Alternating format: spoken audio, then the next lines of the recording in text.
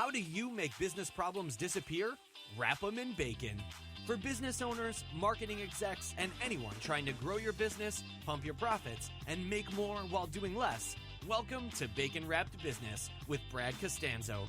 Sizzling hot business advice guaranteed to make you fat. Profits? Every week our chefs will serve you proven recipes for ramping up your revenue. Now here's your host, Brad Costanzo.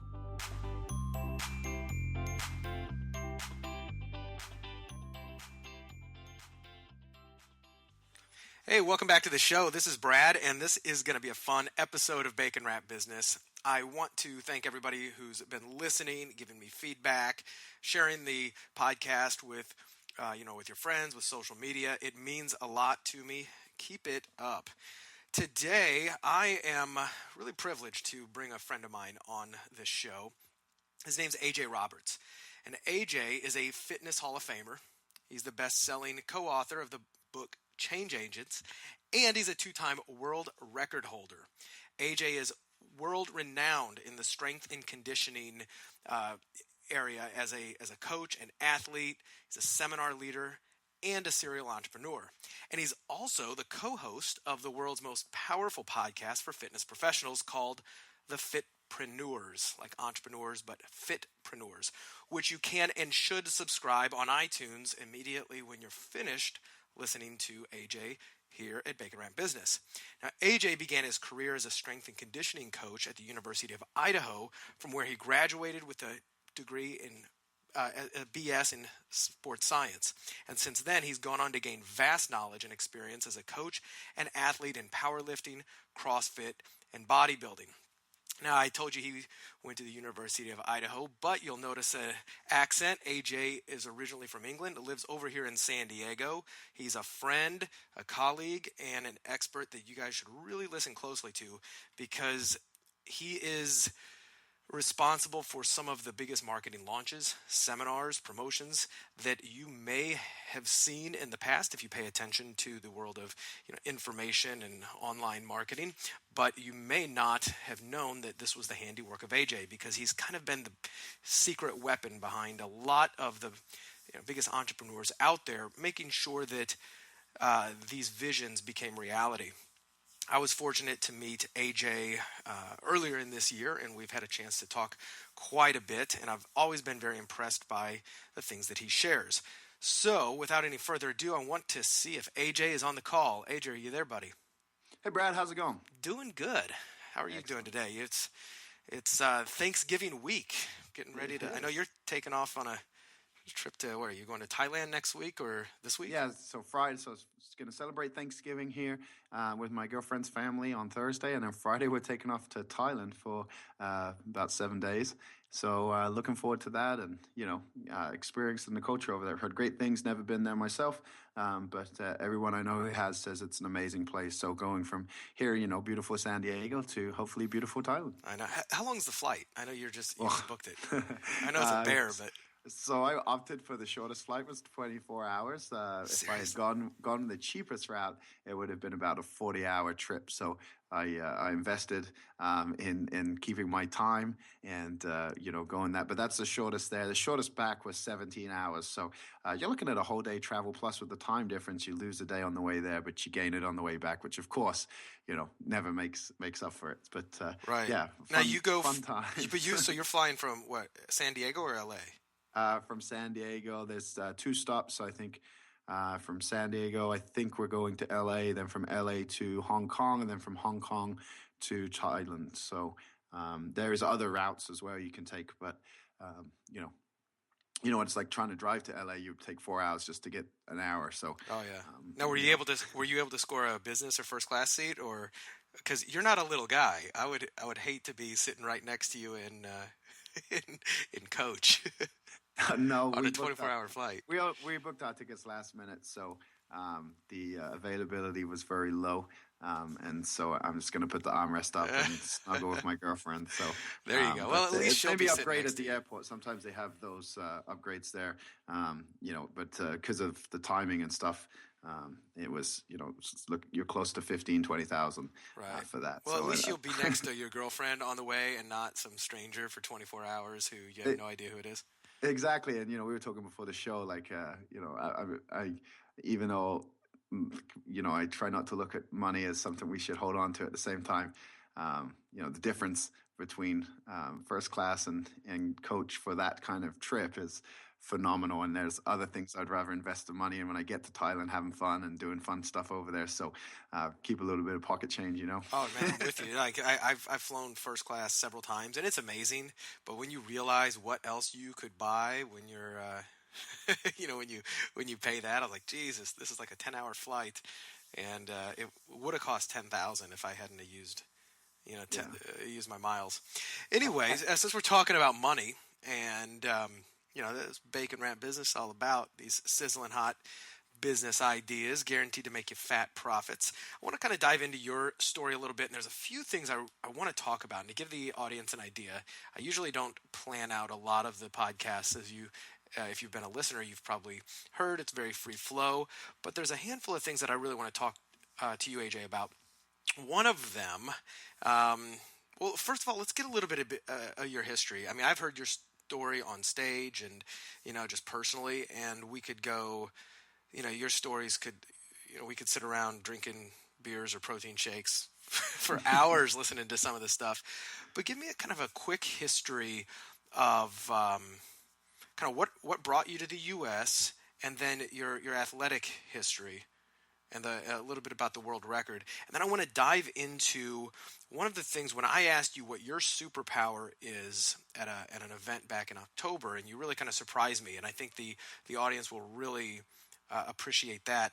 And then after that, I kind of want to dive into the bacon wrap strategies and kind of bring it home with some stuff that people can walk away with going, holy crap, I got to implement that in my business. Cool? Absolutely, yeah. Awesome. Yeah, so give me that. Let's start off with a little bit of the backstory. So you're from England originally, and yeah. I grew up in England, and I grew up playing the sport of basketball. I have cousins who live out here. They live in Kansas, and so when I was young, they came over, and they were basketball players. And so for me, I thought it was cool. I started watching it on TV, and of course, at that time, Chicago Bulls were the dominant force. So they were showing a lot of Michael Jordan, Scottie Pippen, those guys, and I started playing basketball, and I was fairly good at it. And I excelled in it, and I ended up getting onto the England team and practicing with the England team, and then I got cut from the England team because of my height. They basically said when I asked, because we had a phone call to tell us that we were no longer going to continue on with the team, and I asked, well, what I needed to work on so I could go away and work on it. They said grow. Come back. And they said, you need to grow. And I said, well, I can't work on that. And the guy goes, exactly. And I can't teach you that. So, back then being bullheaded and kind of, young and naive, I said, I'm just going to go to America and I'll do it the hard way. I'll go and I'll play high school ball, get a scholarship to college, and then try to make the NBA that way. And so I came over to America on a foreign exchange, managed to play 1 year of sports, but I ended up in a small town, so ended up being a 3-sport athlete and got into the sport of weightlifting. And I got into weightlifting because our football coach was also the weights coach. He was also my math teacher. So I ended up in the weight room a lot, really fell in love with it. And I grew up watching World's Strongest Man and Olympic weightlifting. So, I'd always admired strength.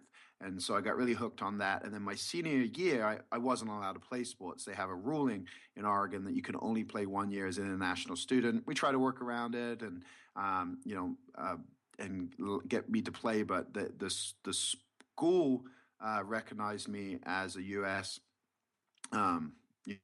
Citizen.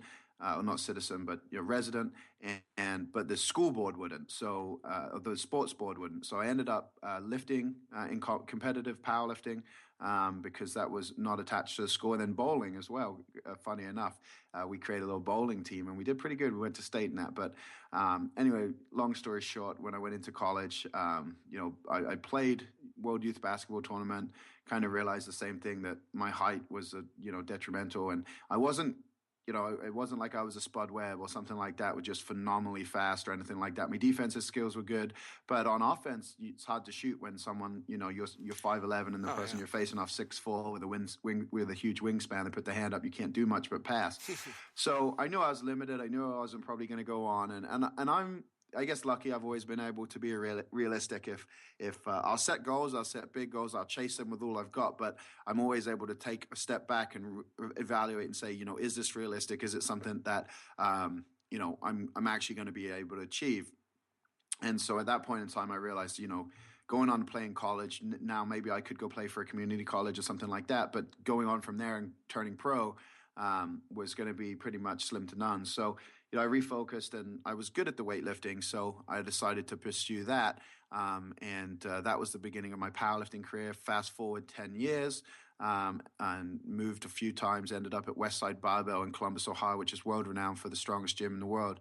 And trained under Louis Simmons, the coach there. And 3 years later, after training with him, I broke the all-time world record for the squat, bench, and deadlift. Let's say that a little slower. You broke the all-time world record for what? The squat? For the total, which is the combination of the squat, the bench press, and the deadlift movements combined.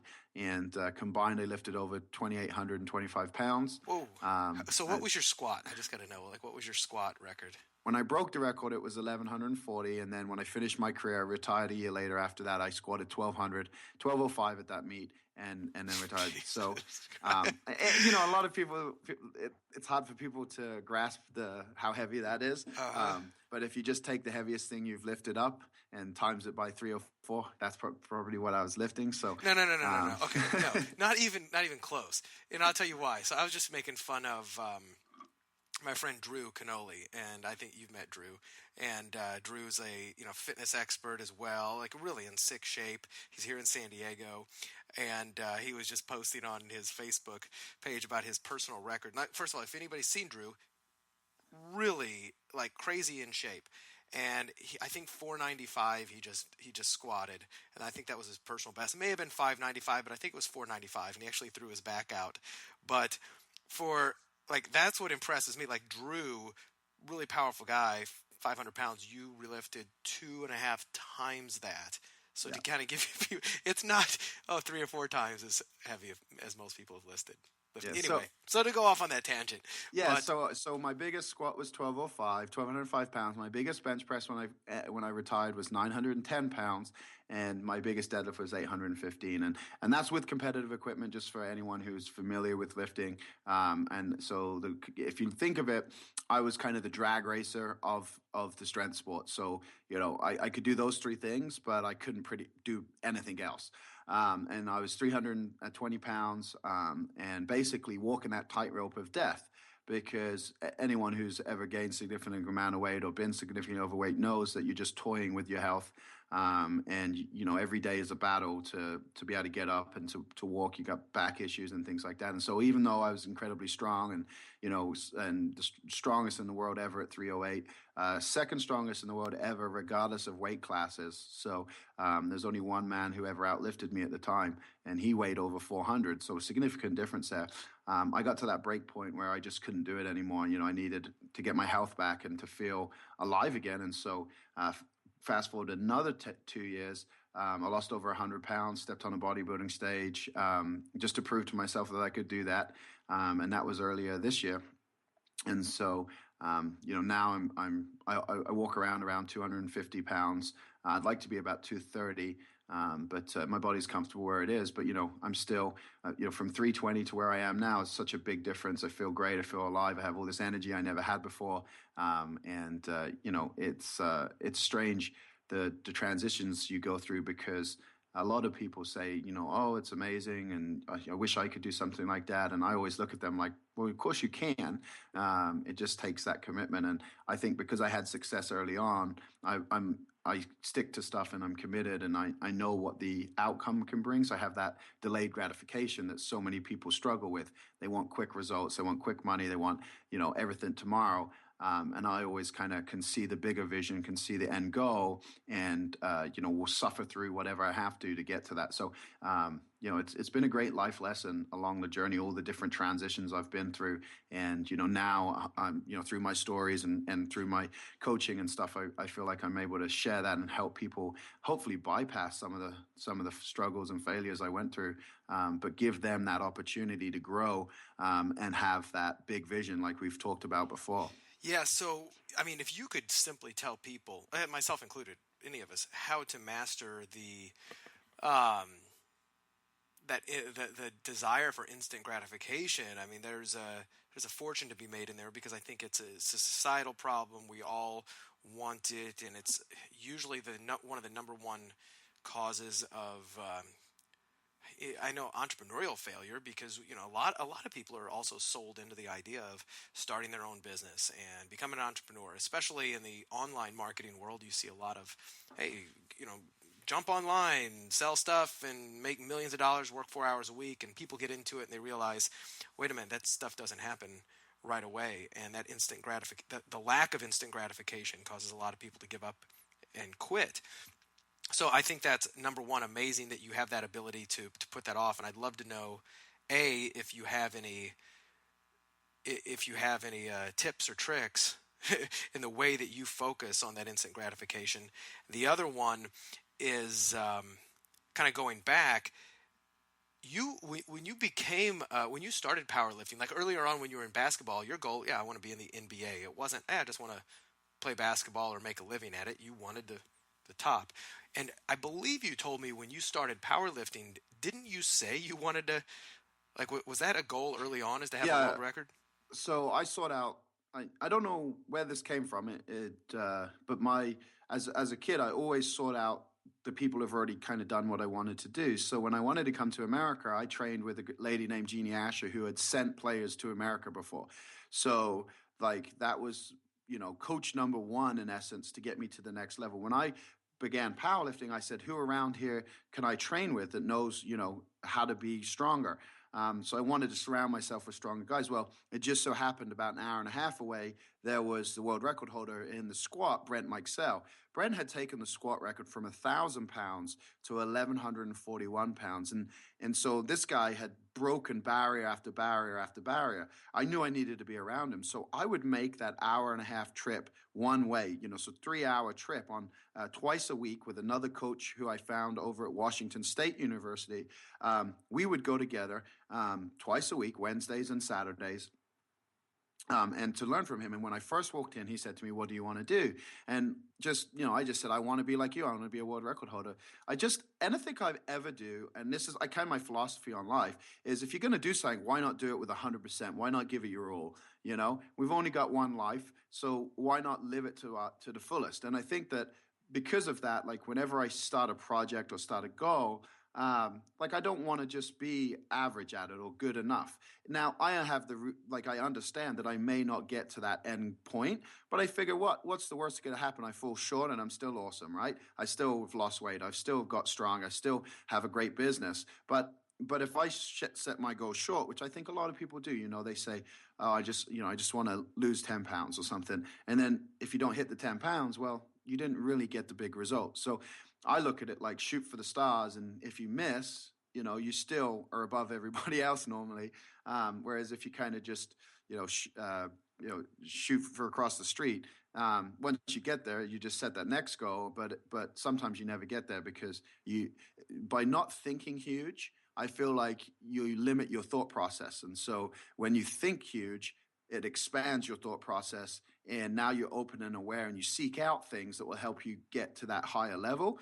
Whereas, pretty much you can pick up any book if you wanted to lose weight. And I'm just using this as I think it's a subject most people can refer to, but you can pick up a cookbook, or you can pick up, a healthy eating cookbook. A lot of times within a couple of weeks, you can lose the 10 pounds. So because of the difficulty of it, you don't have to think that hard. You don't have to seek out experts. You don't have to surround yourself with people who are going through the process or have gone through the process. And so you limit yourself.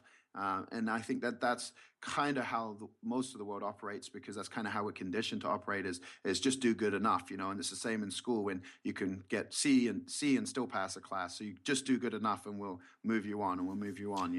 Oh, I know all too well. And it's actually, to be very honest, that's one of the things I consider myself a success. Arguably, I've had a lot of success in my life, and yet still, I've had a lot of failures, don't get me wrong, but yet still the one thing that I think that has held me back from even more is exactly this. It's exactly my ability to rationalize mediocrity and to say good enough is good enough. Some of it stems from I had a very happy childhood, but I do remember, like, for instance, my parents, they always supported me, but they never drove me.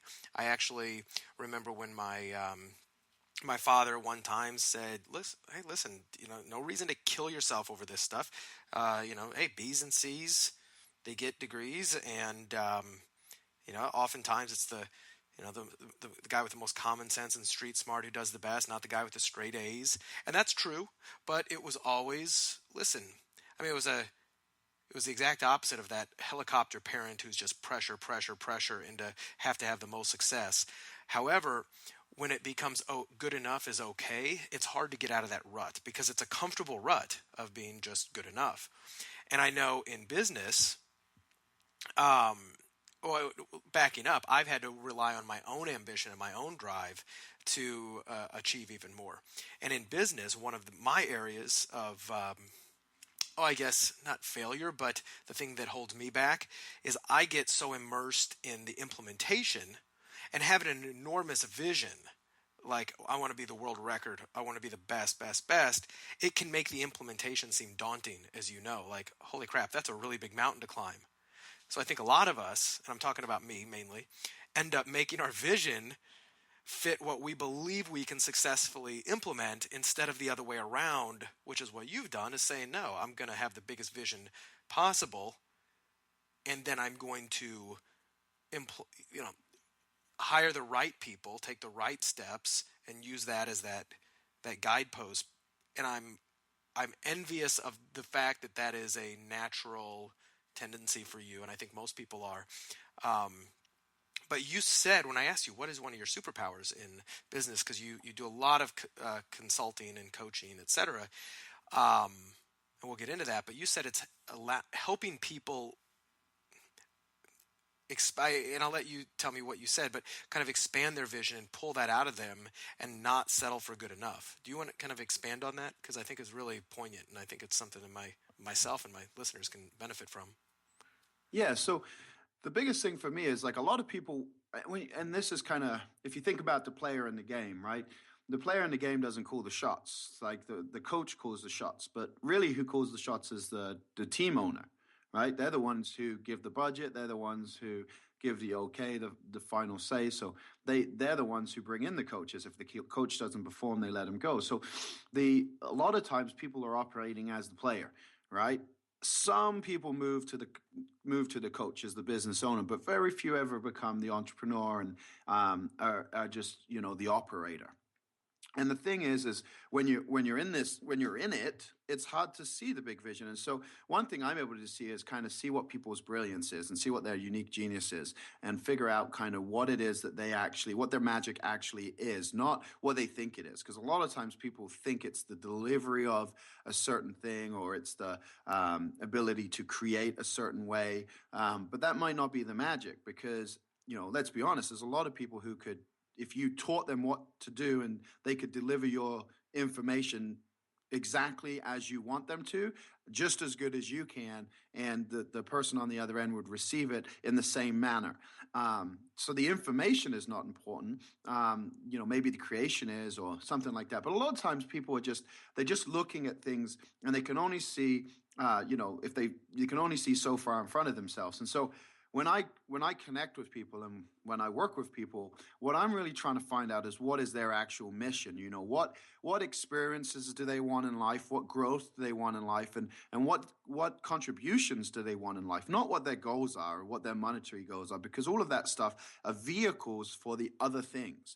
And so once I start to understand, those three things, what they want to experience in their life, how they want to grow as an individual, and what they want to contribute, then you can start to build a vision around that. And where you are now is usually not where you're going to end up. And so if you can kind of step back and zoom out, kind of like on Google Maps, right? You can view the whole world, and then you can go in and go in and go in all the way down to the street. So I like to back them up and start and just basically take them, complete mind shift, take them out of where they are now, kind of, make sure they understand how far they've come, so they're not focused purely on, moving. So they have realistic man, I've come a long way already. So then they have the belief that they can continue to go a long way, and then kind of craft a vision around that. And so, a tangible example is kind of a trainer who just wants to have a successful gym business. But really, when you start talking to them, their contribution is, they want to rid the world of obesity, or they want to do these huge things, and so it's okay. Like, you can only, if you own one studio, you're only going to touch X amount of lives. So there's the ability to own multiple studios. There's the ability to take your information online. You can create basically certifications where you're teaching other people your system. There's so many options for you to basically expand beyond where you're at. But I think that the reason a lot of people don't think beyond their current situation, and a lot of times they're just looking at, how do I make what I have successful versus, what's the huge contribution to the world, and then how am I going to deliver that, and what would that look like, is just simply because their reality is limited, because of who they've been around or what they've experienced. So one of the things that I believe the reason I'm able to do that is because I've continuously surrounded myself, both athletically, but on the business front, with people who have done amazing things that other people didn't think was possible. And what you notice is there is patterns and kind of success codes that are duplicatable. And so when someone is only knows what they know, their reality is what it is, that they're not even thinking beyond that. And so when I'm able to come in and just kind of turn their head a different direction, open their reality to new possibilities, show them examples of people who have done this, and then reveal the path in which they can take. All they have to do is kind of jump in and let it happen and expand and grow naturally. And that was kind of when I got into the powerlifting and I started training with Brent. He's the world record holder already. So I just naturally followed his lead. It took 10 years to get me to a level where I was, breaking a world record. But along the way, I just followed the lead. And then Brent retired, and that's when I ended up moving and training at Westside, because we followed the Westside method. So, okay, well, if we're following them, I should go learn from the guy that created them. And so you get there, and then you learn, you expand and you learn. And so even though I set out to break the world record, I didn't move to Westside right away, right? I had a mentor, I learned from him, and then kind of when I needed to move on, when it was time to move on, I sought out that next person that could help me move to that next level. And I think that's what, for a lot of business owners, they don't have any mentor in the first place. They're struggling all alone on their own. And, if they're lucky, they have someone who kind of can point them in the right direction. But most of the time, they outgrow whoever it is, and then don't seek that next person. And so they are limited by what they know. And I think that's why so many entrepreneurs are so info heavy. They just want to learn and learn and learn and learn, but they don't implement because they're unsure of how to implement it in their current situation, or they're unsure if it's going to work. And so the risk reward, a lot of the times it's, if I do this and it doesn't work, I'm going out of business. And so they information gather, but if they had someone to hold their hand, someone who's been through it, or someone who knows how to build businesses, because like I said, there's clues and patterns that are duplicatable regardless of what industry you're in.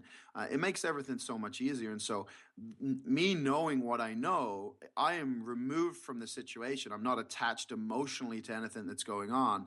And when I look at it, okay, I'm like, okay, this is cool, but you could take this and imagine if you did this, imagine if you did that. And then, now we get to your experiences. You can grow, you can contribute. So this is how I think it could look. What do you think?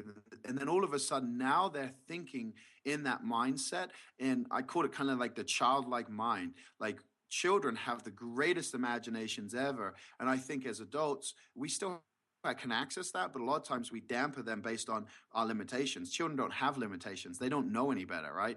And so they come up with these crazy ideas as kids, and they say crazy things and all this stuff. But if we can get that mindset going, if we can start to think like that, if we can open ourselves up to anything is possible. I just, once I have the vision, now I got to figure out how to make it work. But anything is possible. So if I can suspend my reality and have whatever I desired, what would it be? And then once you know that, now you can start thinking about, okay, who's going to help me get there? What do I have to do in order to reach that? And I think it's just taking where most people are and just shifting the way they look at it and kind of expanding and opening them up to new ideas and new realities.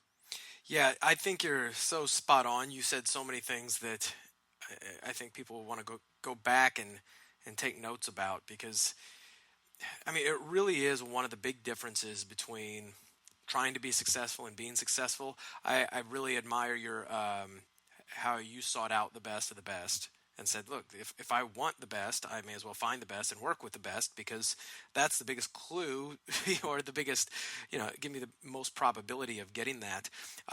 For a long time, when I became an entrepreneur, I was that information gatherer. I would read about absolutely everything. I think I actually implemented a decent amount, which is one of the things that got me successful. But I also felt that exact thing that you were saying, which is, okay, if I implement this and it doesn't work, I'm out of business. And I was cheap in the beginning, and that was a mistake. I had some money saved up, but I just wouldn't use it. I figured, I don't need to hire a mentor or a coach. I'll just figure it out on my own. And it wasn't until later I started to have more success, and then I finally felt, okay, I can start to afford mentors and coaches. And from then I saw my business skyrocket, simply because that's really what works. So if I have advice for anybody at any level of business, it's to do exactly what you did. Seek out the best of the best and find a way to work with them. Either apprentice with them, hire them, find a coach, find the best of the best. So speaking of mentors, clients, people you work with, let's talk a little bit about your business and what you do. As I said, you've been behind the scenes of a lot of really well-known entrepreneurs, and you've kind of made the magic happen. They ended up getting a lot of the credit, but a lot of people who know you know that AJ is a brilliant marketing mind. But let's talk about what you're working on now. I mean, you've got your podcast. You work with fitness professionals. You work with, I don't want to put words in your mouth. What are you doing right now? What's your business look like? Yeah, so right, like you said, I worked behind the scenes for a long time, and what really happened was I was in the fitness industry and with a group called the Fitness Consulting Group, and we were very successful. When I started, it was just one business, and when I left them, we were up to, I think, about 12 successful businesses in the fitness industry. Serving business to business and business to end user products and services, and they moved into the franchising model, and I decided that I wanted to kind of branch out on my own and start launching other fitness professionals. And so from there I moved into once I'd done that well, I started getting the attention of internet marketers and successful guys in that industry, and so I transitioned over, worked in there for a few years, and always kind of had that love affair with fitness, and anyone who I met through my travels who were, in the fitness and health niche, I was always excited about their businesses. And so I just got to that point where I realized that if I wanted to merge passion with business, then it would have to be with, fitness and health entrepreneurs. And so I decided to, start helping them and helping studio owners and box owners and people with online products and things like that. And so started consulting with them. I'm running small workshops, which I call Fitness Profit Workshop, which is a 3-day event where we take people through and kind of do the whole vision expansion, and then putting in the actual tactical side of it, how they're going to make that happen in the next 12 months. And then I have what I'm calling the mastermind groups. And my ultimate vision with that is to have multiple groups that are held around the country by different coaches, coaches who I work with, and they teach my material, and kind of create this big mastermind group that is able to serve people around the country, maybe around the world. And that's fueled by that vision of moving along what I call the fitpreneur journey, but really is the entrepreneurial journey, where we go from working for someone else to working for ourselves to becoming the business owner to becoming the entrepreneur investor. And so the vision is to take people through that journey, to provide courses and products and coaching programs along the way, so that they can go from that, working for someone else all the way to the entrepreneur investor and kind of experience everything that goes into that along the way. And so that at the end there, they can contribute, they can give back, they can expand, grow, and leave a legacy. And that's really what I'm working on now.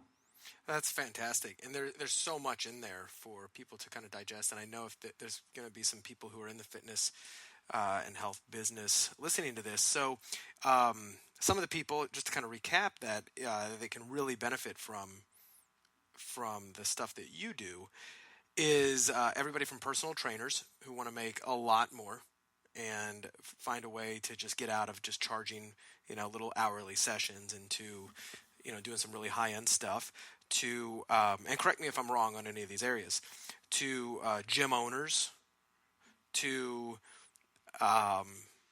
people who own, what about people who own supplement businesses? What about people who own, physical products? Do you typically work with them as well, or do you primarily work with folks who are more working with others?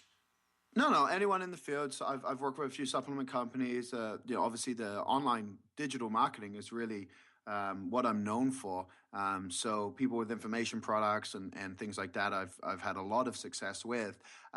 What I found what's interesting though is that a lot of the times those who have information products or run like a supplement company where the supplement is the product, tend to be more entrepreneurial mindset and they're further along the journey. So the work I do with those guys is usually significantly different than the work with fitness business owners, solely because the fitness business owner, most of them start out as an employee for somebody else. Someone who has an info product, someone who has a supplement business, typically they've learned marketing, they understand marketing. Usually a personal trainer or a fitness coach or someone like that, a lot of the times they've just got certified or gone through multiple certifications, and they're great at what they do. They have an amazing product and service delivery that they offer. Unfortunately, they don't know how to get in front of people, and so for a lot of time on their front, they're just new, kind of raw to the marketing world. And so the conversations are different. But, anyone in the field I get excited about because I look at it as I transform the transformers. The lives that they touch are a direct result of my ability to help them reach more people. And so I couldn't have the impact and the thumbprint on the world that I want without those guys going out and doing what they do. And so if I can help them expand their message and reach more people, that means that I'm casting a bigger web and can have a bigger influence on the health and fitness of the world. That's great. And I love the fact that you used the phrase transforming the transformers. I actually used that several years ago with a client of mine who was in the fitness business, and he was doing, he was selling an information product on how to transform your body and et cetera, and, how to get fit, get healthy. And one of the strategies that he started to do, and then I began helping him, was finding those centers of influence that he could transform, that were already out there transforming people, whether it was in their health, wealth, relationships. Usually these were other gurus in other areas, usually it wasn't health, but it was other, let's say financial, helping people, make money in their business or online, or maybe it was helping people with their relationships. And he was reaching out and transforming them and enlisting their following in what he was doing for them. So they were getting the benefit of being held accountable to their following, the people that they transform. At the same time, these people were getting to watch him transform them. So it really helped to piggyback upon the success and helped grow his business to where it is today. But it's really important to find those leverage points for business growth. But I also like how you took it a step up, or zoomed out the Google map for yourself, and you said, look, if I really want to have an impact on this planet, I'm not just going to do that by selling to every single person. I've got to find the people that I can help, that are going to help the other people, and really get that multiplication effect.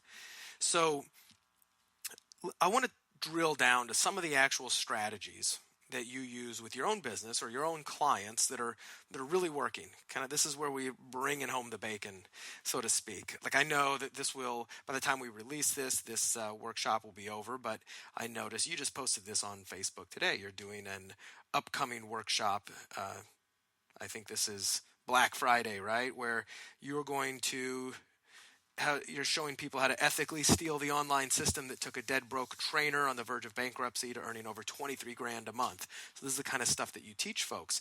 We don't have to talk about that necessarily, but I wanted to frame that around what's really working for you or your clients. What's something that people can go, wow, AJ knows what he's talking about.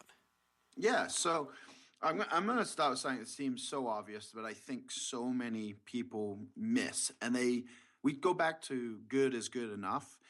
It's a business kind of falsehood or fallacy. I feel that the majority of people who purchase products, services don't get results, right? And it's their fault. And so one of the biggest things that I work with the clients that I talk to and coach is getting results not only quicker, but long lasting. And so a lot of the times it's about up leveling their service and their service delivery to a point that demands the results for 100% of their clients. And so, the first thing we typically do is restructure what that offer looks like, which in turn changes their mindset on the prices they can charge, because they know that if they can deliver and guarantee the results, then they're more comfortable charging more. The reason a lot of people are nervous to charge more is because they know that people don't get the results, right? 10 clients and only 2 of them get results. There's that thought process that I can't charge more because, I can't justify that. And so the first thing that, to get them to charge more, which is typically my advice to nearly every single person I talk to in any field, is, your prices are too cheap.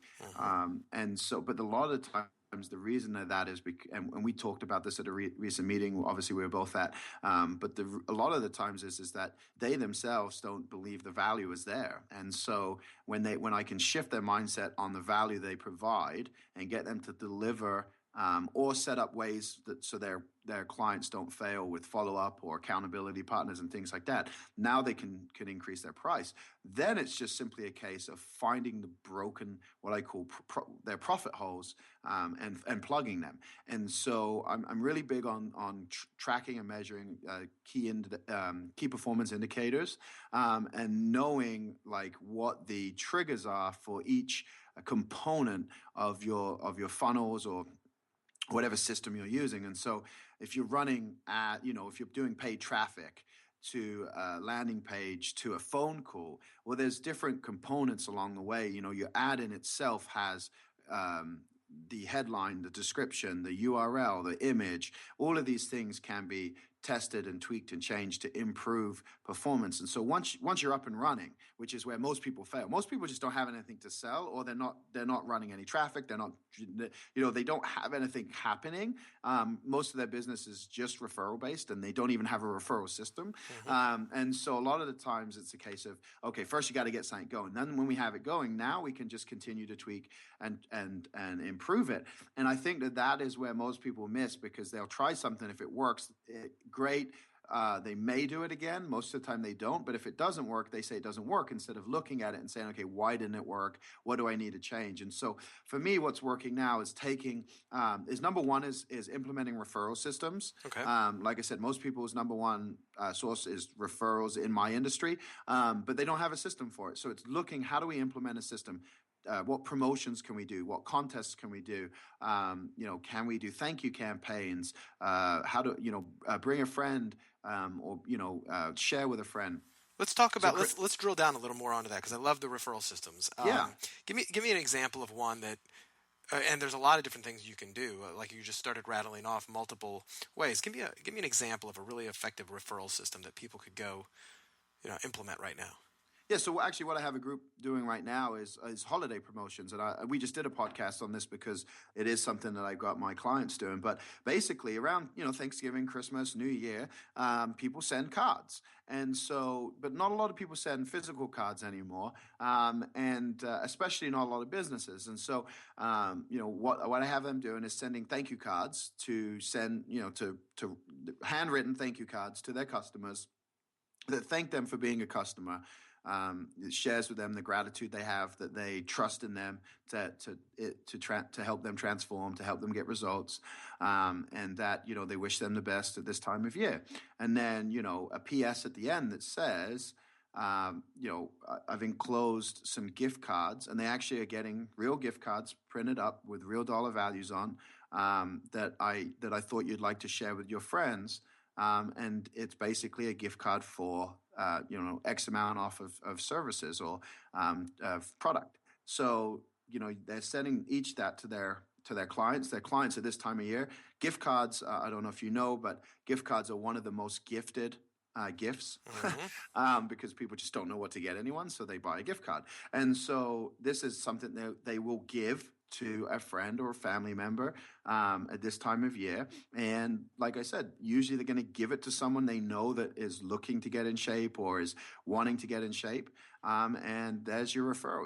They didn't have to just give you their name and their email. And so it's a way, first of all, you're thanking them, and it's a legitimate thank you card, and then you're just sharing that holiday cheer by giving them gift cards to be able to distribute among their friends. And so that's just one way. And of course, there's holidays all throughout the year. So this isn't just a Thanksgiving, Christmas, New Year promotion. There's always a reason for a promotion. There's Valentine's Day, Easter, Mother's Day, St. Patrick's Day, St. Patrick's Day. Like, it seems like almost every month there's a major holiday, and then on top of that, there's like all these other random weird holidays that depending on what industry you're in, you could easily apply to your business. So if you randomly wanted to do this and there's no holiday around, if you go and Google search, holidays. Usually you'll get a list, and every single day almost has a different holiday that you could kind of play off of and joke around with and use, and it would be a legitimate excuse, and that's anytime you're sending something in the mail that's not a postcard or something like that, people are going to open, they're going to read, they're going to appreciate, and then it's that reciprocity. People will then share, and if you've done a lot for them already and gotten them results, they'll happily share.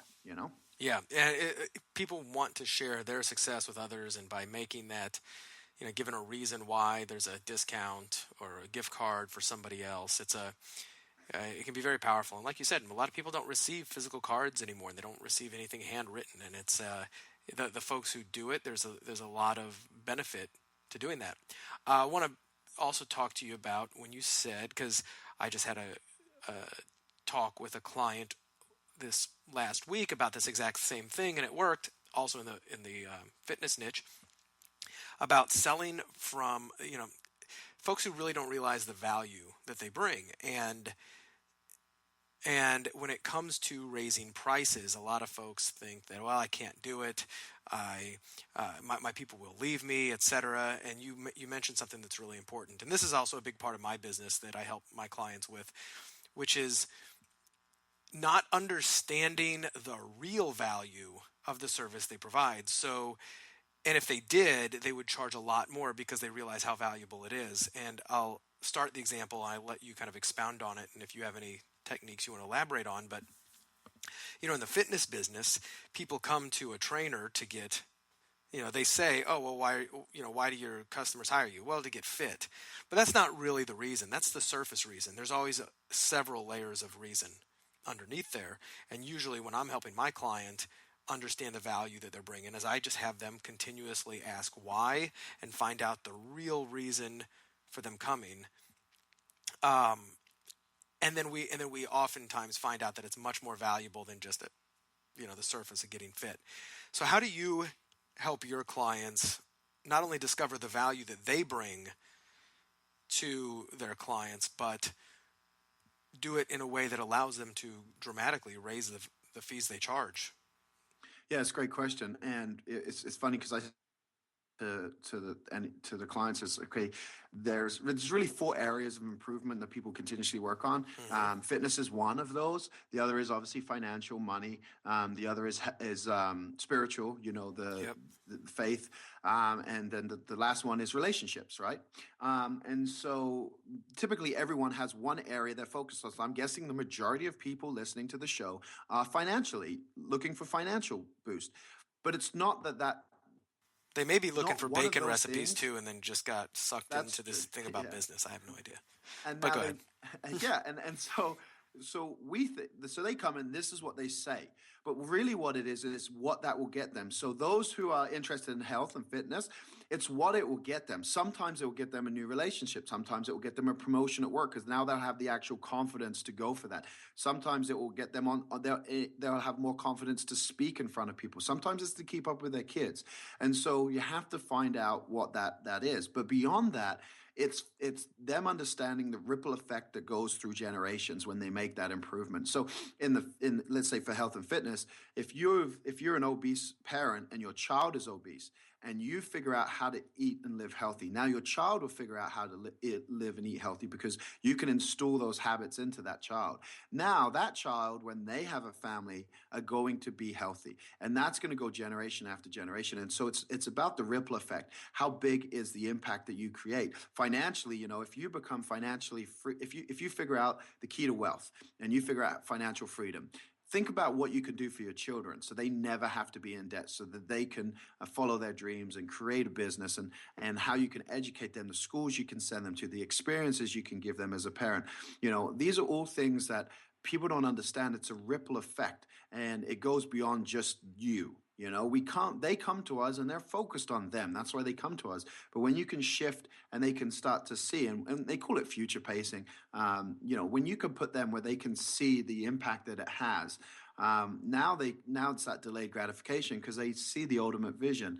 You can do that with your own clients. And it really is about figuring out, okay, what they're coming to me a vehicle for. If you really, any coach, regardless of what industry you're in, any coach or any product provider, anyone that helps anyone move from point A to point B, that person is coming to you and they want to improve their life. If we're all life coaches, they want to move along in their journey. And so what we have to make them understand is we're just a stepping stone in whatever their bigger goal is. And so if we can get them to see what that is or to understand what that is, because sometimes people really don't know, like they want to lose weight, and when you start digging it, they start telling you, because I'm miserable, I don't like the way I look, I can't go shopping and buy regular clothes, and you just you discover all this stuff, and they might not have even been thinking about this at that point in time. But that's the magic. That's the key, is getting them to see, okay, so, and if this does this for you, how will this affect your relationships? How will this affect you as a parent? How will this affect you as an employer or a business owner?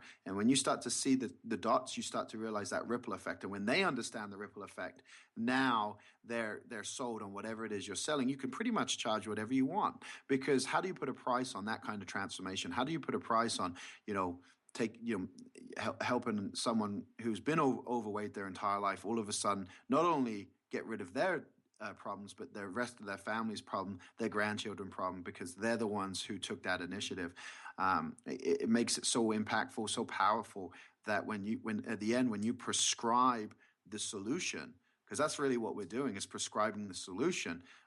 They trust us because we've led them to that point where now they're ready to actually make a change, and they're not just price shopping or curious. They're actually at a point emotionally where they are ready to invest, and whatever you present to them, they want. And so even if you present a number, let's say you say it's $10,000 for personal training, and it may be a number that they never even thought of investing, their response isn't that they can't. There's no way they want to do it. They don't say no. They just say, I don't think I can afford that. And then you have your other options. But at the end of the day, the price you say is irrelevant, because the value of it has already far exceeded whatever it is you say.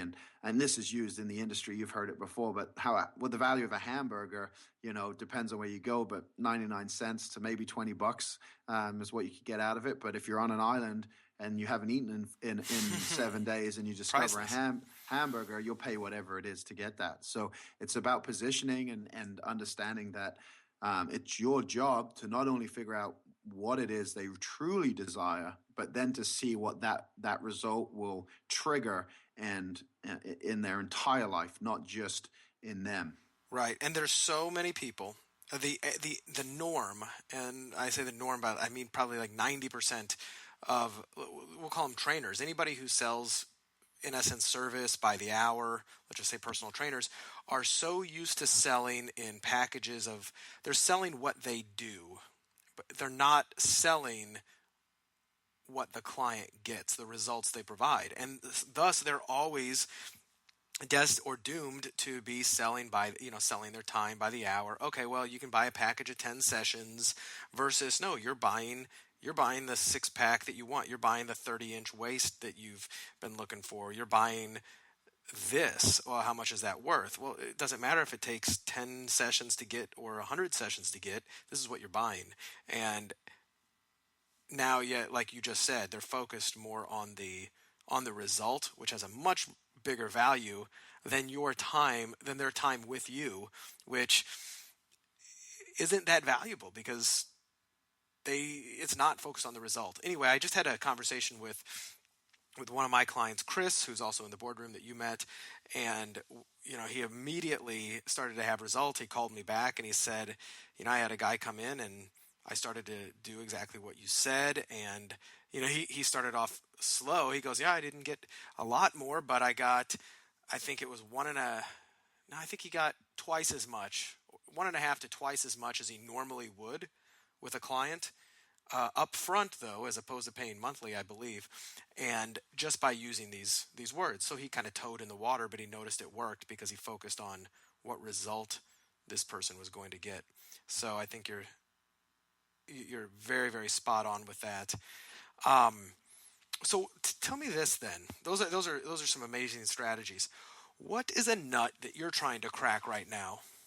Or, what's something else you're trying to achieve that you're looking for, whether it's people, resources, knowledge, help, anything else that you may not have? There's listeners out here who may say, look, I've got either the perfect introduction or the perfect resource or whatever for AJ. So what's a nut you're trying to crack right now? That's a great question.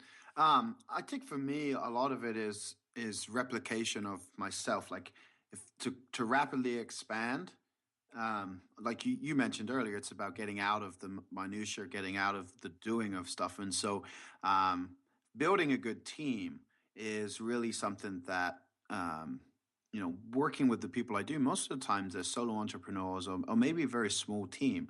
And so I feel like one of the biggest areas of weakness for me is that ability to grow, manage a large team. And with the vision I have, I know that's going to have to come to fruit. That's going to have to happen in order for me to change as many lives as I want to. And so I'd say if I was looking at what I feel my biggest weakness is and where I would need the most help moving forward, it definitely would be on building a large team without the insanity, stress, and overwhelm that I've seen with some people trying it, and they're successful to a degree, but it seems like it's more trouble than it's worth. When I look at companies like Zappos and Google and places where they're not only have phenomenally large employee base, but they also have amazing employee satisfaction, happiness, great culture, all of those things. I think for me, it's connecting with those who have done that and how they've managed to maintain that balance, without it becoming without it becoming a pain in the ass, really. No, completely. That's one of those things that scares me, is the idea of managing just a whole bunch of people. But I think the key is finding those little leverage points that you can put the right managers in the right places for the team. Is there any person with a specific skill set you're looking to partner or hire, anything like that right now? I mean, maybe there's somebody out there listening. If there's nothing off the top of your head, that's fine. But I'd love someone to do all the technical side of stuff, so I don't ever have to. Usually, I'm hiring one person here, one person there. Like someone who just is not interested in being a visionary or a creative thinker. Someone who's just a pure implementer, loves being told exactly what to do and how they want it, and can kind of make anything happen on the technical side of stuff. So yeah. I would say for me, that's like someone who that kind of mindset interests me, because it's not like, as most entrepreneurs know, it's not that you can't do something. It's just is it best use of your time. Yeah. And a lot of the times, you get caught doing things because you can, but it's not necessarily the best use of your time. And so I There's feel a like, trade-off, right? Yeah, the opportunity yeah, cost of what else could I be doing. Oh, this brings something else up. Another conversation we had, and I think that anybody who has ever thought about outsourcing would really like this, or especially anybody who's done it. And you had a really cool concept you were sharing. I think you and Jenny were both talking about it. How so most folks, especially solo entrepreneurs or small business owners, they start to think, okay, what what can I hire? What business tasks can I delegate? And I know, depending on the size of your business, that can be hard because some stuff you don't really know what needs to be done. You're just kind of figuring it out yourself. And you said something profound, which was start with outsourcing the personal tasks as opposed to the business. Talk about that, because I thought that this could actually help people quite a bit. Yeah. One of the biggest things I've done this year that has just absolutely changed everything for me is start outsourcing like daily life tasks that just can be taken care of by other people. So everything from cleaning to cooking to laundry, I no longer have to worry about, and I'm going to continue to expand upon it with the dog walker and all these things. And it's not that I won't take my dogs for a walk, or it's not that I don't clean. Like if something needs to be done, but it's that I don't have to worry about it getting done. Right? It's the fact that I know it's taken care of. And I'm not the one having to take care of it. And so that allows me to have more time to be creative, to think, to plan the business, to take time for myself. So essentially, I'm buying back my free time so that it actually can be free or used in other areas that it needs to be used in. And so, some people enjoy, mowing the yard and things like that. They use that time to think. That's great. But other people, it's, I got to go it's like a pain, and it causes anxiety because they know it needs to get done, but they don't want to do it. And so, the more you can take care of that, the better. And so that you can just enjoy your daily life and not have to worry about all of these things that all of us has to get done, right? You have to get laundry done, otherwise you don't have any clean clothes. But if someone else can take care of that for you, and typically for most people and most males, they'll typically expect their spouse to do that. But obviously for them, it's not something they want to do either. So when you can remove these things, and luckily we have the luxury of being able to do that, and you don't even have to hire someone full time. There's different services like our chef. It's a food prep company who makes custom meals. So you give them what you want, that's what they make. But it's not like he's in our kitchen cooking for us and doing the shopping for us. Like, he creates the meals and then delivers them. But, so there's options that, you can have a full-time person, but there is options for those of you that can't stretch that far. And still want to remove some of that stuff. And I think there was an article on Mark Zuckerberg and Steve Jobs. Decision fatigue. But it's decision fatigue. They just so they don't have to think about it. And I feel like the less you have to think about the daily minutia, the things that kind of eat away at you. Like, if the house is dirty, like if there's, the kitchen is dirty and there's laundry piling up and all, like someone has to do it. And it kind of, the decision of when and, who and all this stuff, it kind of builds on you, and then finally you snap and do it yourself, possibly, or it doesn't get done, and then it's there and it's just looming over you. When you eradicate that, man, it's so nice. And I think it's kind of the whole minimalistic movement that a lot of people are going through. It's the same thing, just removing decisions, removing clutter, removing those looming things that take up so much of our time. And it buys you so much free time to use for the business, to use for family time, for relationships.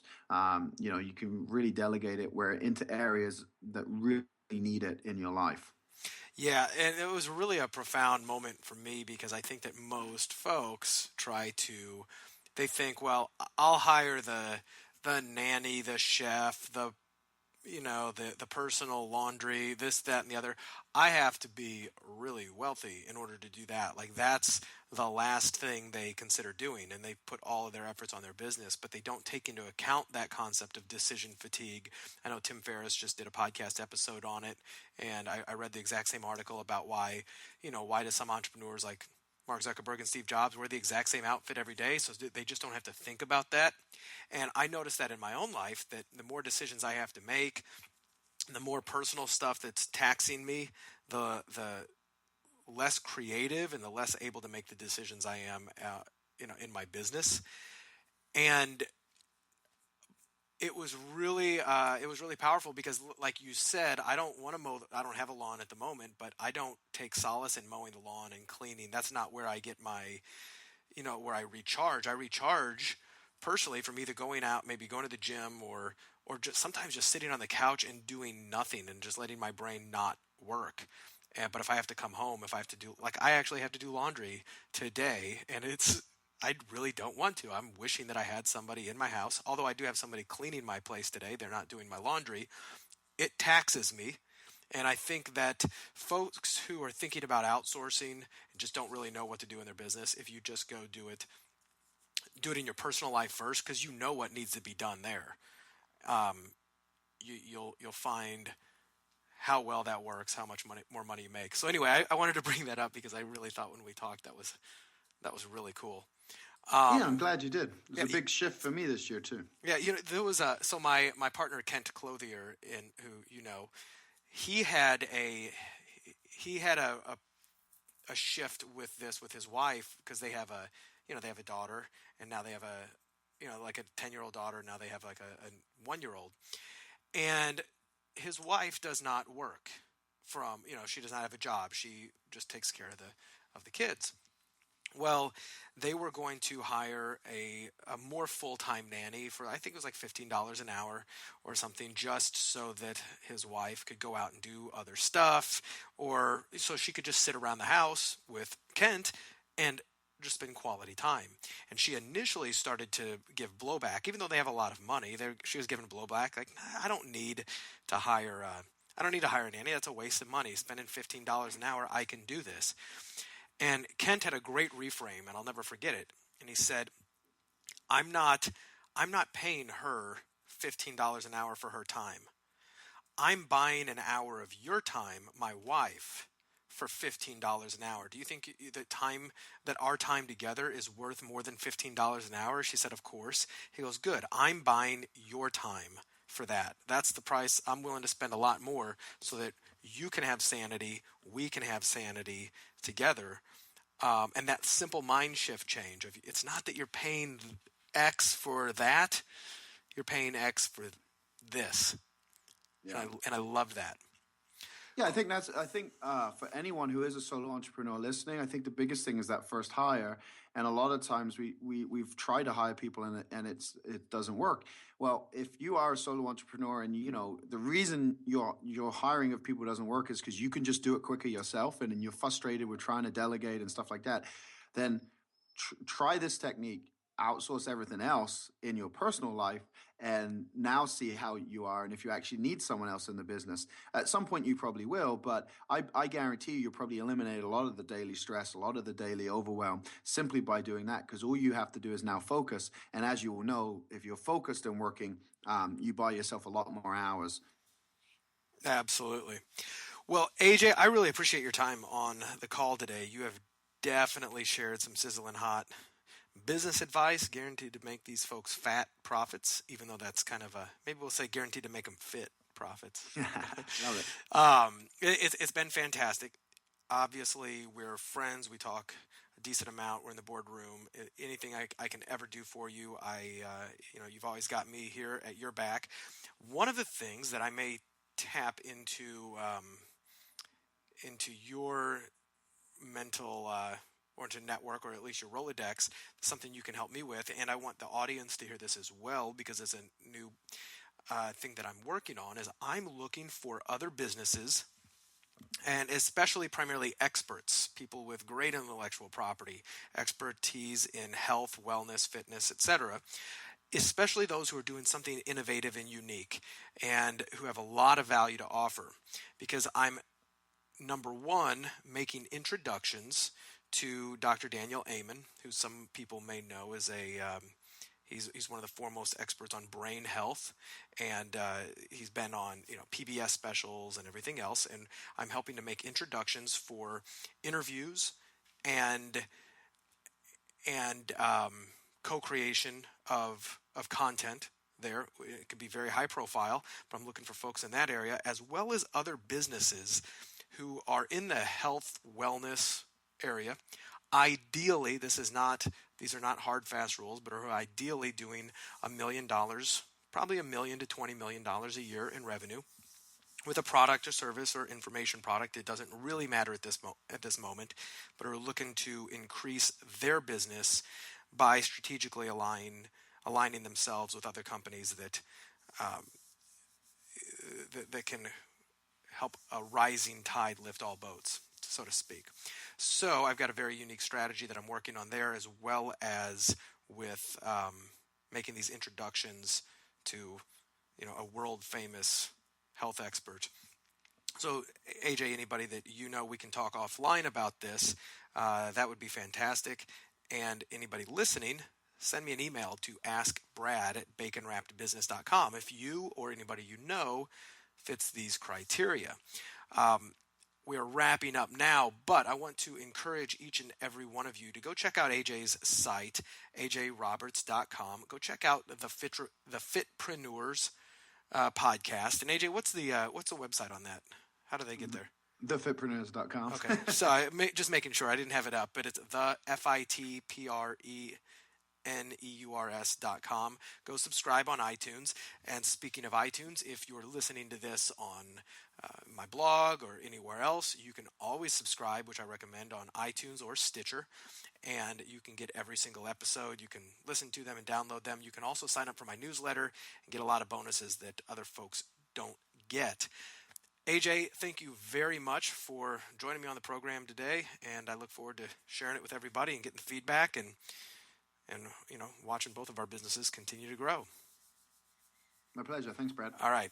Thank you for listening.